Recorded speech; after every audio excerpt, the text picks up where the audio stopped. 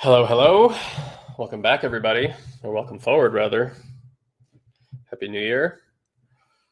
Please feel free to say hi in the chat box if you're so inclined. I'd love to know who's out there.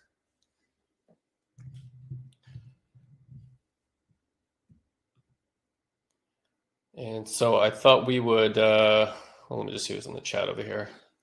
So I see Sandra and Stacy, Alex and Ian, Christina, Emily, got Roy Crocker, Jen Dooley, Do is here. Hey, Do. Happy New Year. Camilla, Michael, Danny, Marina, and a bunch of more popping in. Gonna read as fast as I can. Welcome Shane and welcome Robert Walker. And then there's a few more of you popping in, but I start losing track of the list there. So, well, welcome in. If you're anything like me, you were hesitating to hit the ground running with the new year. So I thought we'd take it kind of easy today. Elon is sidelined with the flu since Christmas Eve, since New Year's Eve. I have had a cold for the last 6 or 7 days that I'm still getting over. Hasn't been too bad, actually. And yesterday I did a workout. I did a squat and I threw out my back. So I'm having a very difficult time walking right now, which is cumbersome, but it's already feeling better today as well. So auspicious way to start the New Year's, but that's life. I don't think life cares what day it is. So, well, hi everybody. I hope your New Year's was really, really wonderful, restful. I hope you're with wonderful people. And I was kind of reading through some of the comments, some of the things inside the group, and I'm willing to kind of take this conversation in any direction. Having said that, in the spirit of kind of easing into the new year, I thought we would just honestly sit together today and a few little practices and just kind of pointing out some just fundamental things. Here's the reality, right? Like, regardless of what work you end up doing with our community, other communities, and there's plenty of really good work and healing work all over the planet. This stuff is patient work. It's like any other craft that you might be doing in your life, or things that you excel at or have excelled at, things that you're working on. It's learning a new language. It's learning a new instrument. It's exactly the same. Learning about how to be introspective, learning about mindfulness, learning about how to view oneself outside of the conditioned norms that most of us have lived in, understanding what's going on inside of the body so that we can get into practices of healing work. Look, the fundamentals and basics we can all learn very quickly in anything. Anybody could teach you chords on the guitar, right? But that doesn't mean that you're going to play them like Santana overnight.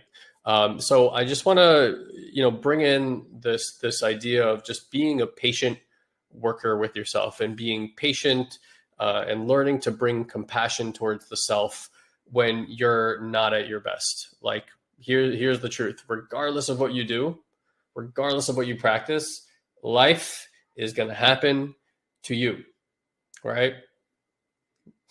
This work doesn't make me or Elon have the ability to not get sick, throwing at your back, whatever it is. Like, those are not things I desire to have in my life, but I have them. I think what I want to offer you is hopefully you can feel from my spirit and my energy.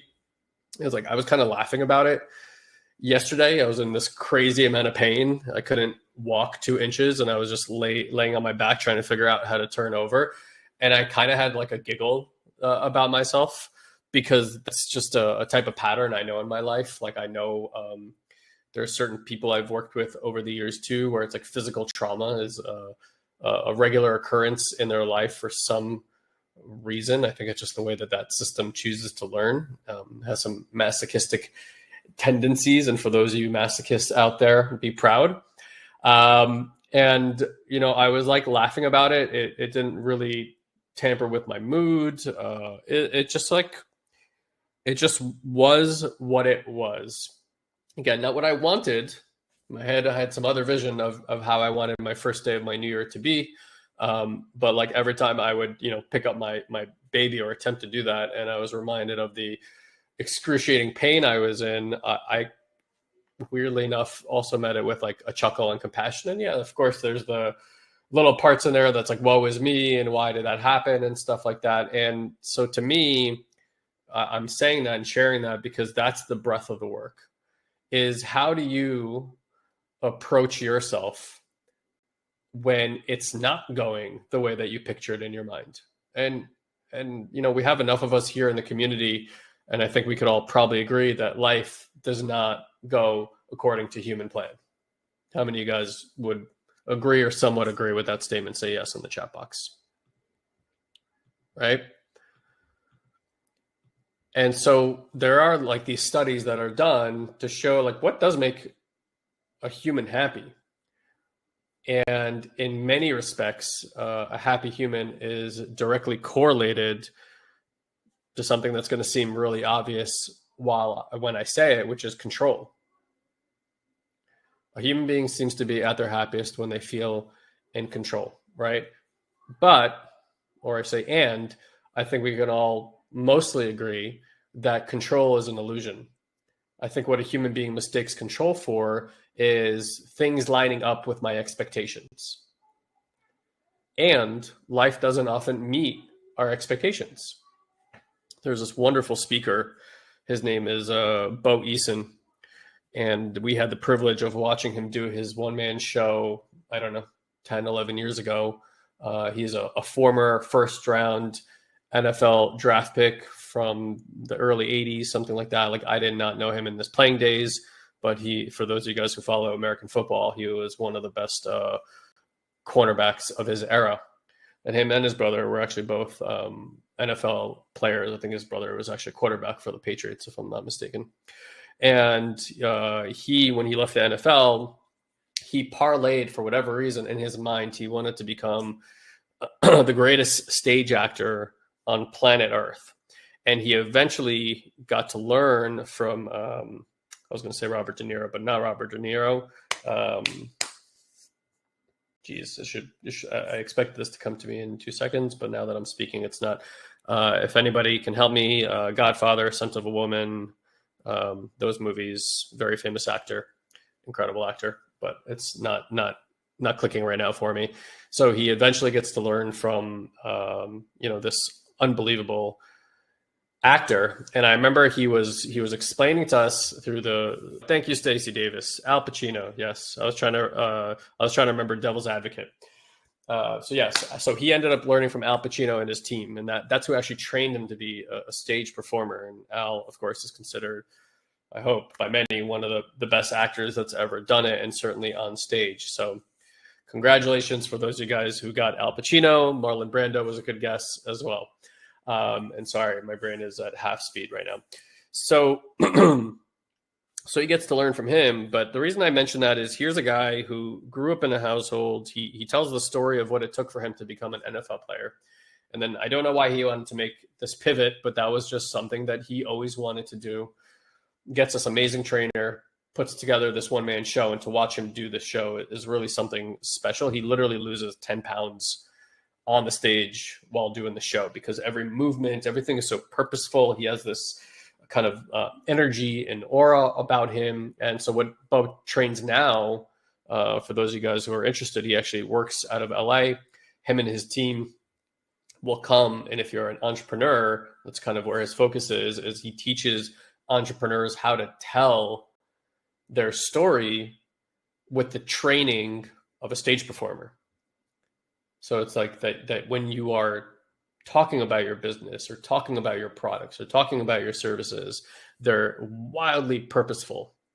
It's something I've always actually wanted to do. And weirdly enough, I was reminded of him because it's been like 10 years since I've been in his space by a friend of mine, Peter, who just on a whim got invited by somebody to go to his live event, which I guess was a group event. But when I knew him, he was doing him and his team work with you for 2 days. So I mentioned him because by many accounts, a wildly successful person, you know.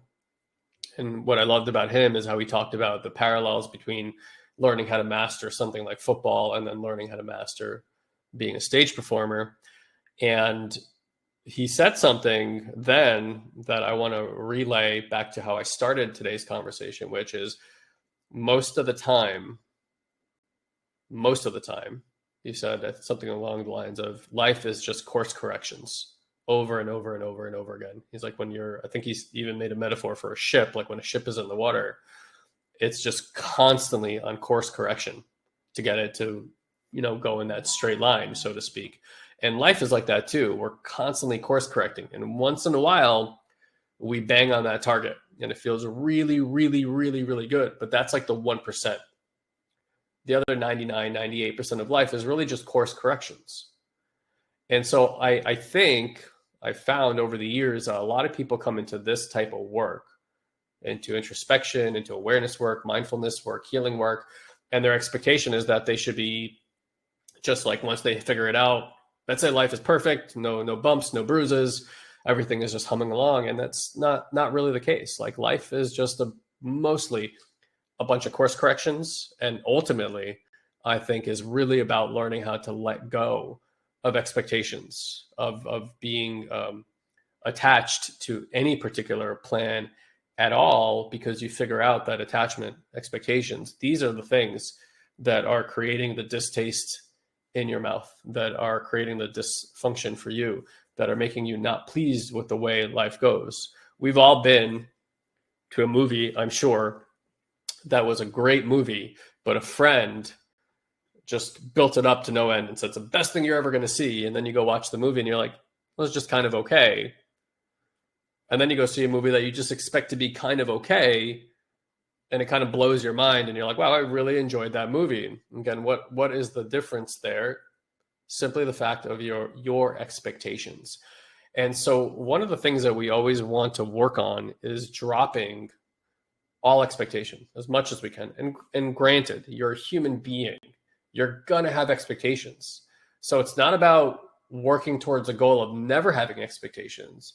It's about bringing mindfulness to the area of expectations in your life so that you're aware when you have them. How many of you guys are tracking what I'm saying here? Say I in the chat box or yes in the chat box. Okay. And I'm bringing this forward because you are walking into a new year. And every new year, if you want it to be so, is its own fresh plate, right? It's its own fresh board, whiteboard of stuff. But if you fill up this year with all your expectations, and if you look back at last year, you're like, what are all the things I wanted that didn't happen? And you put on that board all the things that you're already disappointed by, you're going to spend a lot of this year regulated back into disappointments around things that have already happened. And you're really just setting yourself up for failure, not in terms of your goals, right? Because you might succeed on some of your goals, but just in terms of your mood and your energy and how you're going to feel about yourself. Okay. There are plenty of people in this world making sub $50,000 that are happy as shit. They're happy with their small homes. They're happy with their 2 kids. They're happy with just scraping just enough money together to go on holiday or vacations twice a year. They're happy just sitting around playing video games, and they're really, really happy doing that. You know, drinking on the weekends, watching some football, like that just totally makes them happy. And then there are people in this world who have like $100 million in the bank who have no relationship with people in their family. All they know is work. And while they, you know, they'll portray themselves online like they have it all together, and they really do in the area of finances and business, in terms of connection or well-being or health or anything else, their life is in total shambles and shit, and are probably the most depressed, you know, angry, you know, divisive people that you'll ever meet. And so you can have whatever goals you choose to have, right? I'm not saying not to be a goal setter. I'm not saying not to do any of the practices that might feel good for you, if they feel good for you, but check in if they do. What I'm saying is you got to check in with yourself regularly and bring in mindfulness, which basically means just observing what's going on within you. And this is the nuance, right? Is what are we observing? How are we observing? What's our response to what we're observing? And can we condition a different response to that observation? I read somebody wrote in the group how vicious their mind is to them. Now, how many guys, just being honest in the chat box again, you can say yes or give me a cue. You like your mind doesn't say kind things to you. How many of you guys would agree with that? Just say yes in the chat box so I can kind of get a sense of that. Right? Or you just find like being with your mind is like not a pleasant experience. You find it maybe rather distasteful. And you're like, what is happening with this crazy ass mind of mine? That's awesome, Sandra. I'm really, really happy to read that. So just take a look. And I want as many of you guys who are willing to write in the chat box, I'm just asking you to write yes.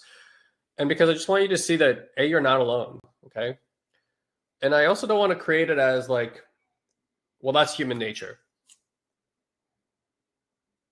Because that also may not be true. And creating an expectation that, excuse me for my nasally voice, by the way, creating an expectation that we all have this negative thought patterns also lets you have this feeling like it's never going to stop. It's never going to go away. This is just the way that we all are. I would say it's more likely to be human conditioning than human nature. Yeah. And so Danny's saying, honestly, that's what I found so tricky about the whole law of attraction world. It sets you up, at least that's how it was for me, for super high expectations to create this amazing life. And then you feel like you're a failure when it doesn't work out that way. Yeah. And there's a reason for that, Danny, and we can talk about that. So let me just start that. I'll come back to that if I can. I think that's a good point. And so number one, just look in the chat box and see that, A, you're not alone. So you're not some crazy person whose mind is flying off the chain and who you seem to have no control over it. Okay. And just again, backstory on me, like, I'll just say this, like, I feel, even to this day, to some degree, like a depressed human being. Okay. Weirdly enough, I probably had a breakthrough, and I'm putting that in quotes because it was an energetic experience in the jungle this past October that maybe for the first time in my life, since I was a really little boy, I mean like 3-4 years old, where this feeling that I've had in my body, the claw that was around it just seems to have let go. Okay. Now it didn't happen by chance. I went through an extremely intense experience with my depression. Like the experience was I got more depressed than I ever got. But for those of you guys who've done some plant medicine work, being in ceremony for 6 hours can feel like hundreds, even thousands of years, like many lifetimes. I got to sit with this depression in a way that I just had never been able to reach and sit with it before, and willing.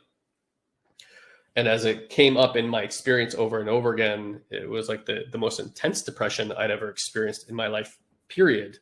And the lesson was, and love that too, over and over again. It was just this, like, no matter what arose, no matter what feeling came, the medicine kept saying, and love this too, and bring more compassion, and love this too, and bring more compassion. And I realized in my work there, and I'll come back to the depression because I think it's an important part, because to some degree, we all probably deal with this. I just kind of threw myself off track there, but the important part to me, and is always with this work, is that you cannot get out of the prison that you're in until you go back into that prison. You can't get around it. You can't figure out some way to turn it off. Notice how everyone's dealing with this crazy mind, right? Like, if we could just turn it off, I would love to give you the on-off switch and be like, there you go. No more crazy thoughts. But here we are. There's a bunch of you guys in here who I know are very practiced, very good practitioners, and yet it's still there. And so for me, up until the age of 19. 19 was my first major aha breakthrough, moment of enlightenment, Satori moment, Zen, truly Zenful moment for me, where I realized, and the beginning of that realization for me was my ability to realize, having a realization that the voice in my head and what my mind was saying was not who I was. It is just a mechanism within me. And the sheer fact that I was able to listen to it very clearly and hear that it was some part of me was generating thought immediately gave me clarity that that part is not me. Because how could I be listening to a part of me if that was me? It just would be me, right? But it was very clear distinction, and maybe take a moment here, and maybe we can all do this together for a few minutes, is just let your mind's loudspeaker go on and see if, again, you can create for yourself in the next few minutes here this, the reason we use the word distinction is because what we want to realize is one thing is distinct from another thing. I want to have the realization that who I am, or whatever it is that I am, this awareness that I am, is distinct from the chatter that a mechanism within my awareness is creating. And this mechanism we just call the mind.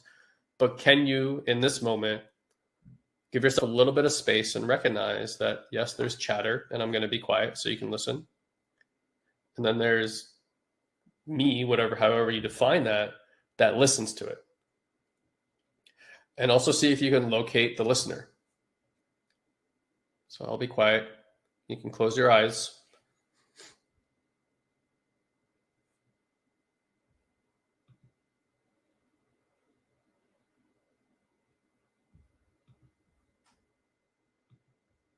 And again, you're listening for the chatter.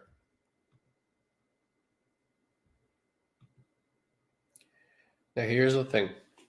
Regardless of whether you like the chatter or not, see if you can just let the chatter be. Relax the part of you that's trying to change the chatter.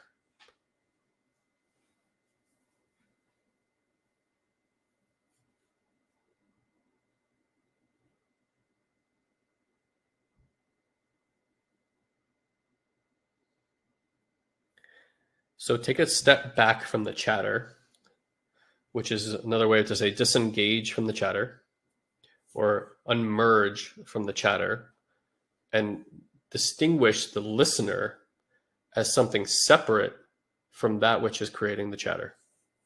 And see if also in the same moment, if you can feel the impact on your biology, on your body. If there's like maybe tension inside of the body, see if the tension relaxes a little bit, and you can play with this. So if you're disengaging and you're unmerging from the chatter, see what it's like to merge back in from the chatter, validate the chatter, like this is my thought, right? This is what's real, and then see how that feels in the body, and then maybe go back and forth a few times.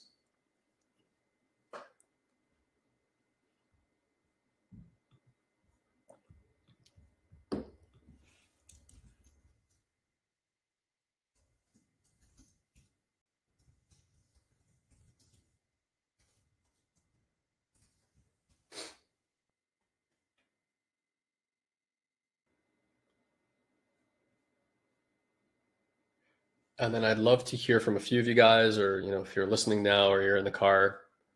Obviously, this might be a little bit more difficult, especially if you're on the podcast listening to this. But I'd love to get some feedback from a few of you guys who are here right now. And what are you noticing in that listening? And you're not looking for the right answer here. It's just what are you noticing in your experience? There's no one right answer for any of us. It's just, what's your answer? What's your experience? The most trusted thing that you have is your anecdotal evidence of your life and of your experiences, regardless of where, a teacher may guide you to see something. Michelle said she could just focus on her breathing, which is beautiful.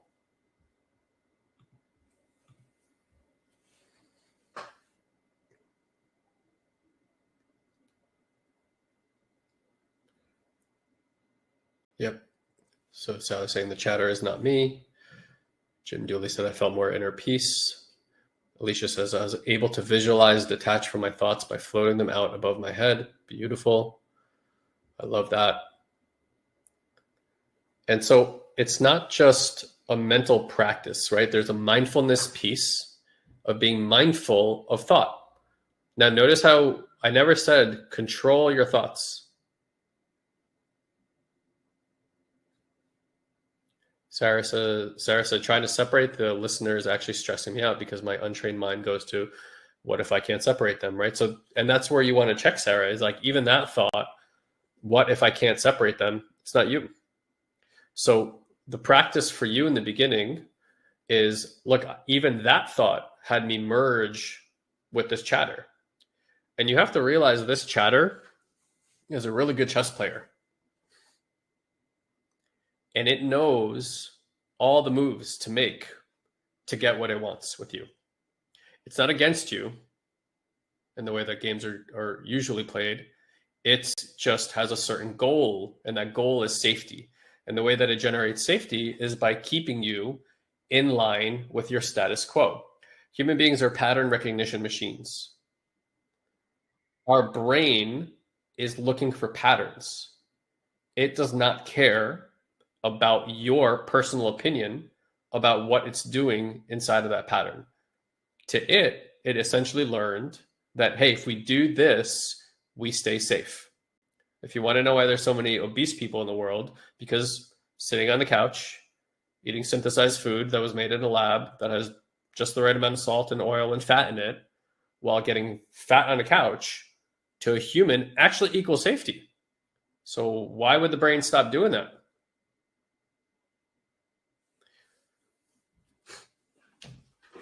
And so there's a few questions here, and some of you guys are using nomenclature about, the meddler and ego. Yeah, so we could say that the chatter is coming from an ego. To me, when I think of ego or personality, what I think of is a defensive pattern. Okay? It's the way that my system defends itself like a castle would defend itself when it's being attacked and it's trying to find safety. And however your system does that is how it does that. So listen again for a moment.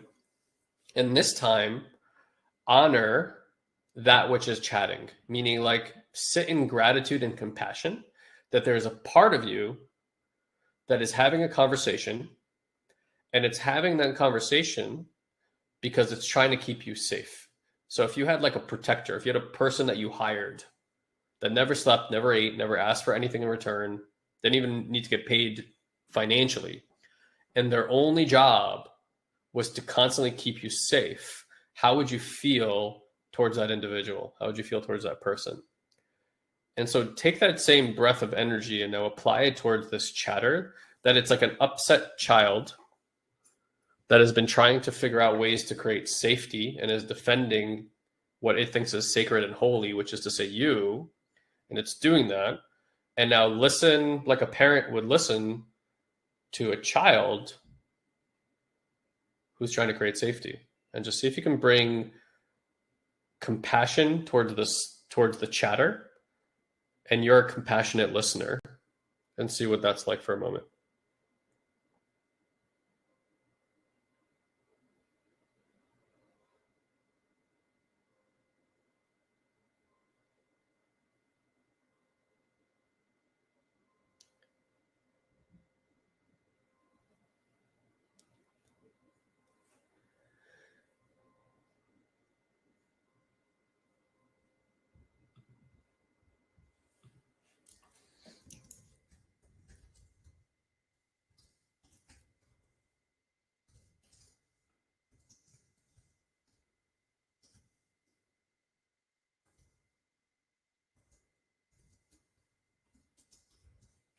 So listening with compassion. Even if you feel fraudulent doing it, just see what it feels like when you calm your breathing, relax the back of your eyes, relax the jaw. If we scan the body, you'll find tension everywhere. So to the degree that you can, noticing the arms, the back, your legs, and just letting the body relax.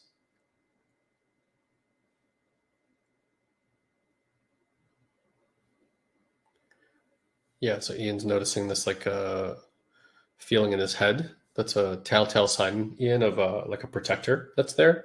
And even listening to this, what I'm saying right now, which is a pretty innocuous practice, can feel threatening to a part of you that doesn't want to be found out, that doesn't want to hear that you can listen to this part and disengage.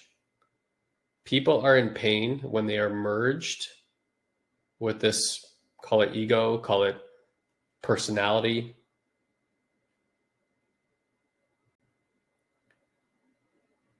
When you take that the reality that your mind is speaking is the truth, generally speaking, you're in pain.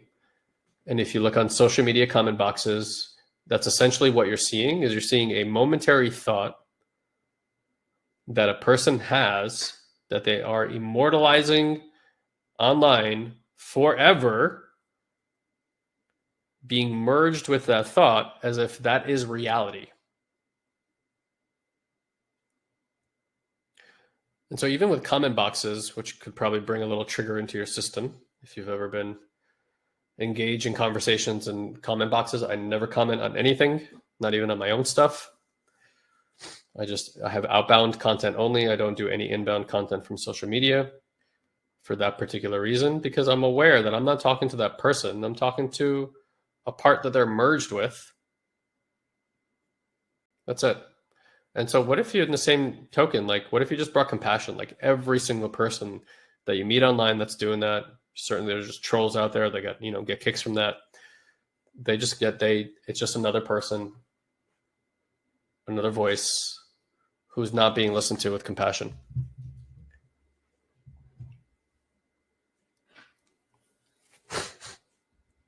And so this is a practice of unhooking, unmerging from the mind. If you want freedom at any level in this lifetime, this is something that you want to master.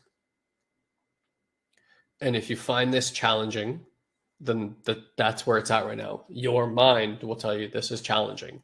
And you might say, okay, well, I don't want to do something that's challenging. Well, okay, but there you are again, exactly where you are. You might as well at least take a moment, 5 minutes a day, 10 minutes a day, and just pause and be like, what is happening today? Because a lot of us are walking with tension, anxiety, stress in our body, and we just go about our day and you go into these loops, these mental loops. How many of you guys know what I'm talking about? You play out an event that happened over and over in your head, and your head like tries to triangulate it in different ways. And it always makes you the hero or the victim and everybody else wrong. You're punishing them, you're punishing yourself. It's always doing whatever it is that you do in your story that you've become accustomed to.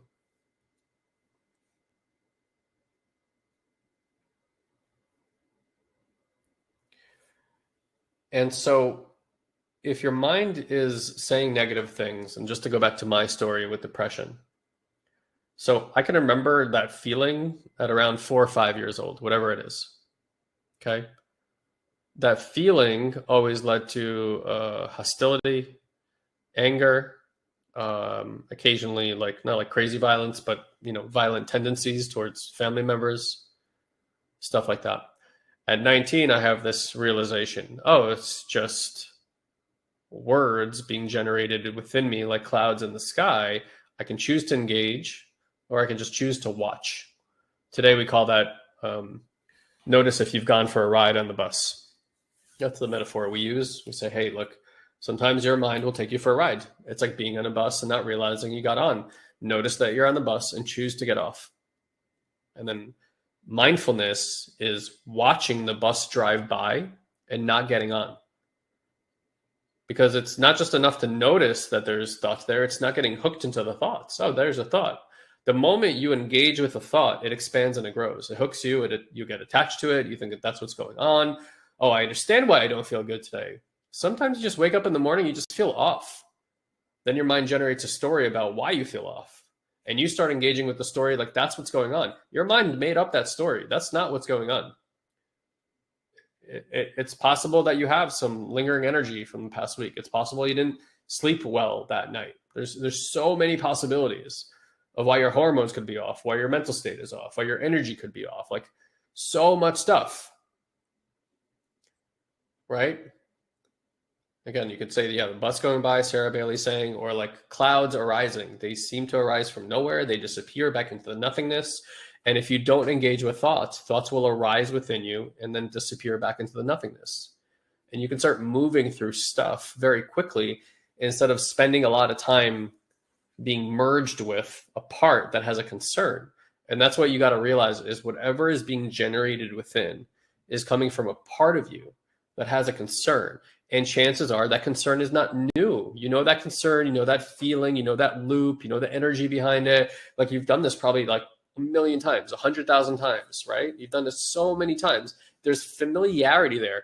And notice that in the familiarity, there's also a sense of calmness because you know this pattern. There's a part of you that actually gets soothed, even if you don't like it, because it's like, at least this is familiar. Like for me, having like some kind of body pain, honestly, has been much less these days. Kind of weird. I was about to say is very familiar to me, but over the last 2, 3, 4 years, actually has not been familiar. But I'm kind of like used to like banging my arm somewhere or having like a cut on my body. Like I drive my system pretty hard. That's just the reality. You know, most of you guys will probably agree that I speak pretty damn fast. And to be honest, I do most things in my life pretty damn fast. My system just sees speed as efficiency. It likes to do things quickly. And I have a lot of energy inside of my body. But that's also led to me like injuring myself regularly or pushing my body too hard. So at 19, I have this realization. I just turned 40 in September. So I've been doing mindfulness realization healing practices now for almost 21 years. March will be 21 years to be exact. And I don't know when it happened, but somewhere along the way, my mind went from being the fucking devil and saying the worst possible things it could say about me to the point of like, you know, suicidal thoughts, violence towards myself, all sorts of stuff like that. So I really understand when that's happening and how painful that can be. And then of course there's the biological chemical effect inside the body, hormonal effect inside the body of tension and anxiety and stress and all the things that come along with thinking that way, to one day where I'm like, that doesn't happen anymore, or very rarely. You know, certainly I can get hooked by something in my life, but for the most part, I spend my life with a fairly peaceful mind. Dare I even say a mind that communicates positive things back to me on a regular basis.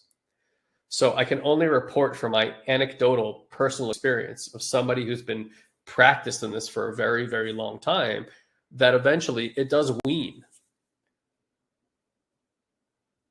Now, does that mean my mind never makes something up? Of course, my mind is hallucinating all the time. Even the positive stuff, even the good stuff that I say to myself today is a hallucination of my mind. It's making it up. So it's useful to know that the mind is a story-making machine. It's making meaning out of everything. That doesn't mean that that's what it means. It just means that it's going to continue to do that because humanity, when we look out into the world, has to make some sense of what's going on. I need to know that when I turn a doorknob to the right or push it down, it's going to open. I find it hilarious when people talk about, oh my God, you're judging me. I'm like, yes, that is true. Because I'm judging myself and I'm literally judging everything around me. I look at the color of the wall, there's an inner judgment. When I walk towards a door, my body has to judge what it's going to feel like to push or pull that door open. Without judgment, we would not be able to be in this world. If a car is barreling down the street, I need to be able to judge its speed to know whether I can cross the street.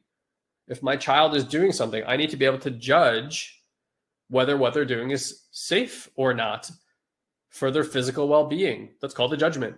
I need to be able to judge whether I can put salt on my food and if that's going to add flavor or be too salty. That's called a judgment. So if you're going to argue with a spouse or anybody else, like, you're judging me, it's like, they are. You're also judging them. Let's be clear. And you're judging yourself, and you're judging the circumstance, and you're judging everything around it. So again, these are not mechanisms that you can overcome. They're built in, they're baked in. It's part of the recipe. To have anxiety, to have stress, to be a judger, to be, upset, to have these thoughts, it's baked in. The way out of the trap is not to overcome them or try to shut them off. It's to understand what are they principally there for. And then when you always understand some part of you, you get, oh wow, it's actually trying to help me. It's never been trying to harm me. It's always been trying to help me. And the moment you get that, you're like, oh, I can now bring compassion towards that aspect of myself. And through compassion and love, we can begin to observe a part of us in a completely different way. When you are at odds with a part of you, you're not observing it. You're just judging a part of you that's already judging. This is what I always call being two in the hole. You have a situation, you're judging yourself, and then you judge yourself how you responded, and then you judge yourself for judging yourself. That could be even three in the hole. So now you're 3 layers away from what happened. There's the what happened, then there's the, okay, I don't like what happened, judgment number 1. I don't like that I don't like what happened, and I don't like how I'm responding to what I didn't like. And you just keep going back into these, never-ending judgments. And the more you do that, the further you move away from the reality of actually what happened. And you don't see things clearly, even though your mind will convince you that the truth that you see is the absolute only truth, right? If you want to understand why politics is the way politics is, because this is what people do. They convince themselves that there's a side, a tribe that believes what they believe. They judge the other side, and they keep doing the judgments. They move so far away. And for most of us, and this is also a really important aspect, we haven't learned, because it feels kind of difficult in their system, to take responsibility for the shit that we made up and the impact that it's having on ourselves and people around us. And because we don't want to be found out in that stuff, we don't take responsibility, thinking, well, I don't want to shame myself or blame myself for that, so I'm just going to avoid that. But inner responsibility and taking responsibility for the stuff that our system is making up and the impact that it's having on ourselves and others is also the way out of the trap. It's very difficult to say, I'm sorry, let me take responsibility for that. It's like, you literally want to break your teeth when you say that. 21 years of doing it, it hasn't gotten easier to apologize when I fuck up. My initial response is avoidance, defensiveness, still to this day. If I do something that makes me feel shame or blame inside of my system comes up with all sorts of reasons why I did that thing. But when I come out of my psychosis, I can take a moment and be like, oh shit, that is certainly not the impact I want to create over here or over there. And then there's always that moment of about to take responsibility where it's like, it's really hard to take that step. There's something so resistant in the body to doing that. But every time I do it, the next part is, oh God, there's freedom again. There's connection again. There's love again. There's my awareness again. And so I've trained myself over the years that discomfort, what's lying on the other side of it, of going through that, is freedom. And that's true across the board for all these things. That's how I had this major breakthrough in depression. It wasn't like, oh, I finally figured out how to not have depression. I got so intimate with depression that it lost its hold on me. I smoked cigarettes on and off for about 10 years. And I can tell you the mistake that I made, why I was so on and off, and why I don't smoke anymore. Obvious health concerns, but truth be told, I love smoking cigarettes. I love smoking anything. I love the ritual of smoke in and out of my body. I've always loved it from the first time I tried it. There was a point where I was trying to become an ex-smoker, right? Like AA brings people to a point where, and again, I'm saying this from my perspective, I could be dead wrong, and I apologize if alcoholism has been part of your life and AA has worked for you. But the perspective over there is, I have a disease, I will have it forever. and I'm going to be somebody who is resistant to that disease, and I'm going to deal with it in this way. And certainly AA works for many, many people. But that philosophy, that notion with smoking just did not work for me. Becoming an ex-smoker didn't work for me. The way I actually stopped smoking completely was I realized that there was a bunch of people on the planet, my brother was one of them, who hated smoking, who never wanted to smoke. And I was like, oh, that's interesting. There's this group of smokers, this group of non-smokers. I'm not trying to be an ex-smoker. I realized I want to be a non-smoker. I'm just not a person who smokes. I'm not somebody who used to smoke, who doesn't smoke anymore. I'm not a smoker. And I started getting into the shoes, into the body, into the thoughts of a person who doesn't smoke. And this happened like that. It wasn't a long thing that happened for me. And I embodied a non-smoker. And so today, when I see people smoking, I'm like, that's crazy. I'm like, it smells bad. Clearly not good for them. Like none of those things. And that was a difference. I wasn't in the gray area between a person who shamed and blamed themselves that they used to and now they don't. I was just suddenly a person that just didn't do it. And I went through a lot of different things to get to that, right? But I just want to give you like the crux of it. But nonetheless, I had to go through something as a smoker to get there.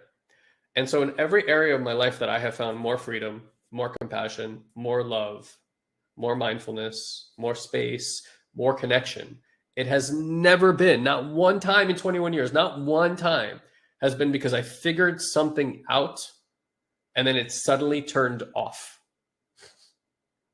Never. I've never seen that happen. It has always been getting to a point in my awareness where I built up enough capacity and enough courage to finally face the reality of what was actually happening inside of my experience. And so somebody asked about, well, you know, my mind is so vicious to me. Can you give me a class where they would stop doing that? Like, what's the program that will stop doing that? Well, level 1 is that program. There is nothing beyond what is taught in level 1 or what I've told you here today that you need to know to stop having a mind that does that. Now, does that mean the mind's going to stop doing that tomorrow? No, especially if your mind is like really fucking vicious. You got to step up to the plate and you got to courageously watch that mind on a regular basis. You having an opinion about what your mind or your body or somebody else or a circumstance is doing to you is irrelevant to your liberation. Like I injured myself seemingly rather badly yesterday with my back and my glute, and I couldn't walk. Now, what happens if I start judging the pain in my body, the reason I did that, right? It was like a momentary lapse, maybe an awareness. I'm not exactly sure what caused that. Certainly, I was a little bit sick. I probably shouldn't have picked up a weight. I thought I was doing some moderate stuff. There's so many reasons I could find to fuck myself up about my stupidity in doing that, right? And look, it's so easy to generate that reality and then just go into like a depressive cycle around my body and the healing that now needs to occur and all the other stuff. I'm not doing any of that stuff. For me, what always helps is, it's so cliche, but it's like everything happens for a reason. Like this asked me to slow down. I wasn't paying attention to something. Now I wasn't paying attention. It's forced me to slow down. Great. I'm going to slow down. I'm going to pay a little bit more attention. I'm going to bring more presence towards my body. And I'm going to lovingly bring this thing back into its wholeness. And today already, miraculously, I feel a bazillion times better even than this morning. I just walked from there to here and I was like, oh, okay. We've made massive improvements since just 4 hours ago. I'm not going to deal with it like it is the ultimate reality. I'm going to deal with it like I'm having an experience and there's a part of me that has a concern, and I'm going to keep bringing mindfulness to it, but I'm still holding the stability within me that I am not this body. I am this wonderful spiritual awareness that can have all these different experiences, and being sick right now and having this, injury or whatever you want to call it, the setback is my experience right now. desiring to have any other experience than the one that I'm having, it's fine, but it's just lost time. It's lost space. This is time I could still be connected with my kids. This is time I could still enjoy my business. This is time where I can, treat my body a little bit better. And so that's what I choose to do. And that is the crux of all this stuff. Is all this stuff at the end of the day is a choice. You can avoid everything I just told you and go right back to your regularly scheduled program. And that would be fine. Life would just continue going on along, and it would be fine. I imagine a lot of you guys here are not here because you want fine. You're probably fucking sick of fine. You want extraordinary, I imagine. Extraordinary is not a life circumstance.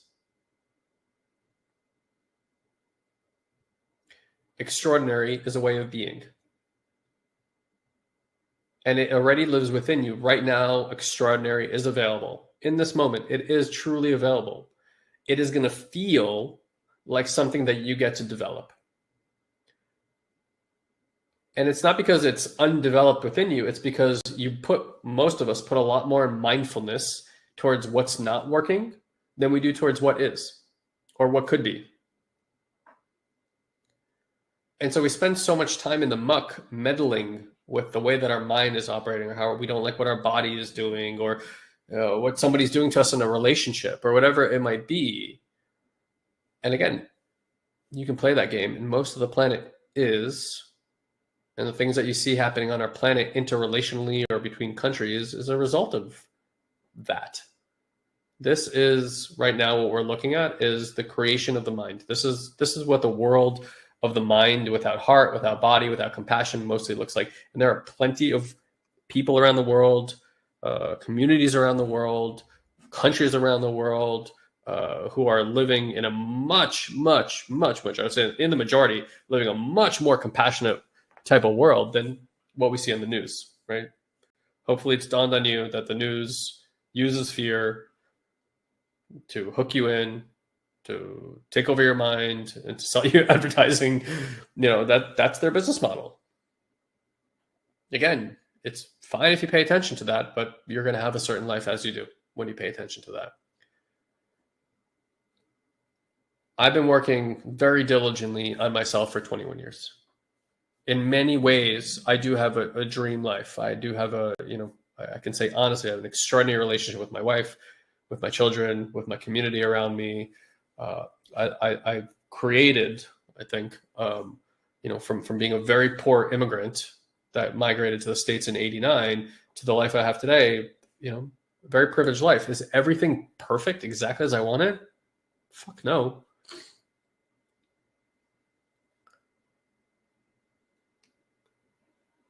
And there are times where I'm very down about that. Like I spent many years, the last few years, in a great deal of stress and pain and sadness around my financial situation.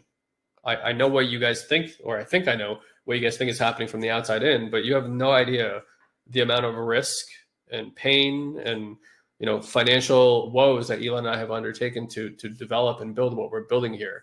And then I'm not out of that bear trap, not by any stretch of the imagination. I have a commitment to be out of that.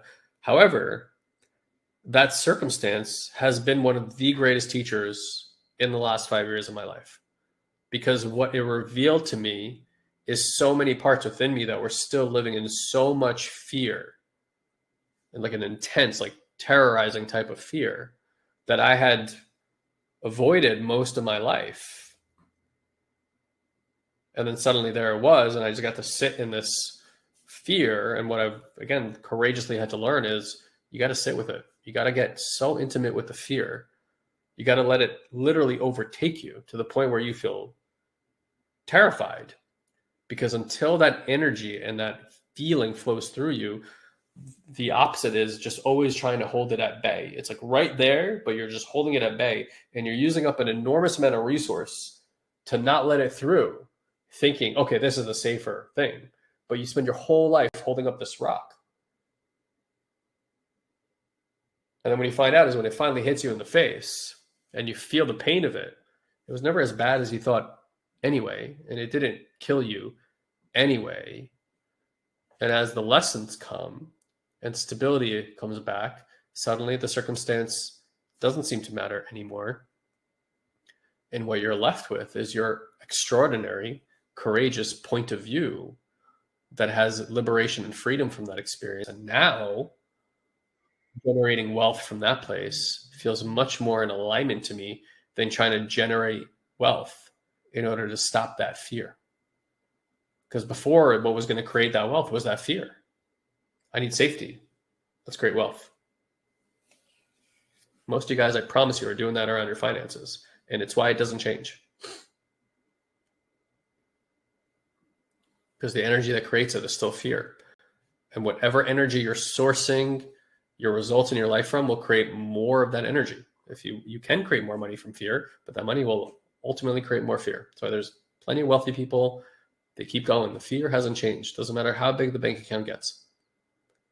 Don't take my word for it. Just look at some videos online of wealthy people talking about this phenomenon of they have more money than they know what to do with. The fear is exactly the same. They haven't fixed their problem. Sarah is asking about excess potential. It's a conversation we can have kind of next time, but essentially it's in a breath a little bit of what I just said right now. It's like your worry is creating energy. And the more energy you create, there's just like any energy system on the planet, there's like leftover excess energy from that, potential energy from that. So when you are trying to keep something at bay, right? You guys probably notice when you really want something very, very badly, generally speaking, what happens is the opposite of what you want. Would you guys agree with that? Yes or no in the chat box?